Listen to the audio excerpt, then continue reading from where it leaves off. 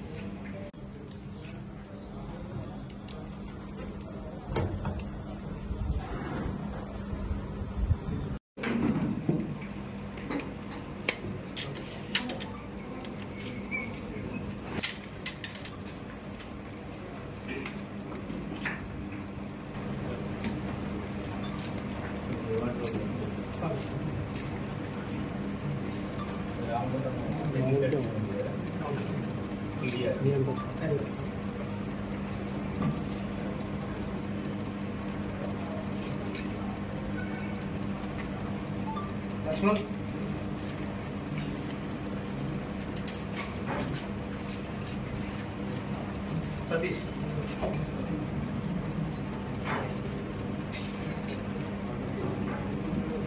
ఈరోజు మధ్యాహ్నం టైంలో రైల్వే స్టేషన్ సమీపంలో ఇన్స్పెక్టర్ మంచిర్యాల టౌన్ ప్రమోద్ మరియు వాళ్ళ సిబ్బంది వెహికల్ చెకింగ్ చేస్తున్న సమయంలో ఒక ఆడ ఒక మగ ఇద్దరు అనుమానాస్పదంగా వీరిని చూసి పారిపోతుంటే వాళ్ళు పట్టుకొని విచారించడం జరిగింది.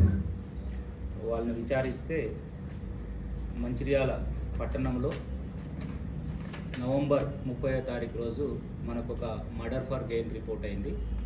ఆమె పూసా లక్ష్మి అలియాస్ లస్మక్క, మేదరివాడ మంచిర్యాలలో.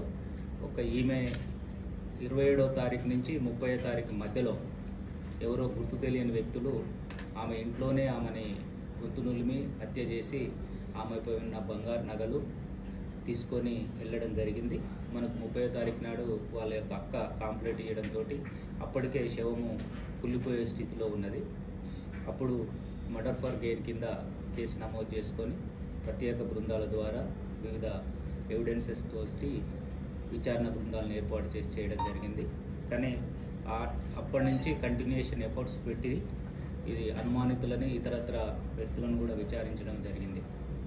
ఈరోజు ఈ చెకింగ్ చేస్తూ ఉంటే ఆమెను చంపిన నిందితులు, ఆమెను చంపి బంగారం తీసుకెళ్లిన నిందితులు ఈరోజు రైల్వే స్టేషన్ దగ్గర నుంచి వెళ్తూ ఉన్నప్పుడు వీళ్ళని పట్టుకున్నాము.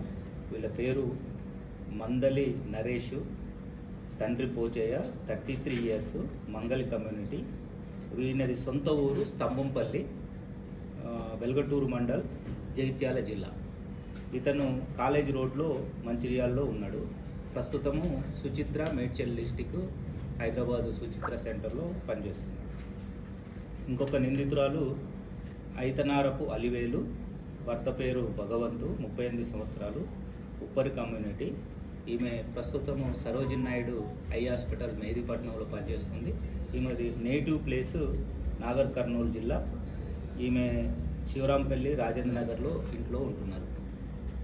ఈ మొత్తం కేసు విషయాల్లో చూసినట్లయితే ఈ నరేషు స్తంభంపల్లి, అతను వెల్గటూరు మండల్, జగిత్యాల. ఇతనికి ఆల్రెడీ పెళ్ళయి వైఫ్ తోటి మంచిర్యాలలోని కాలేజ్ రోడ్లు ఉండేది. ఇతను బ్యాడ్ వైసెస్ ఉండి హైదరాబాద్కు షిఫ్ట్ అయినాడు, ఆర్థికంగా ఇబ్బందుల్లో ఉన్నాడు. ఇతని కొడుకు హాస్పిటల్లో ఉన్నప్పుడు గాంధీ హాస్పిటల్కి వెళ్ళడం జరిగింది. అప్పుడు ఈ A2 ఐతానపు అలివేలు అనేటామె గాంధీ హాస్పిటల్లో పనిచేస్తున్నది, నర్సింగ్ అసిస్టెంట్స్గా, పేషెంట్ కేర్ ప్రొవైడర్గా. అప్పుడు ఫోన్ ఎక్స్చేంజ్ చేసుకోవడంతో వీళ్ళకు ఇల్లీగల్ ఇంటిమసీ ఏర్పడము సహజీవనం కూడా చేస్తున్నారు. ఇతనికి ఎప్పుడైతే ఆర్థికంగా ఇబ్బందులు ఉన్నాయో ఇతనికి మృతురాలు కూసా లక్ష్మి ఒంటరిగా ఉంటుంది మహిళ, ఎవరు ఆ ఇంట్లో ఉండరు. ఆమె పైన ఈ బంగారు ఆభరణాలు డబ్బులు ఉన్నాయని అంతకుముందు ఐడియా ఉన్నది ఇతనికి.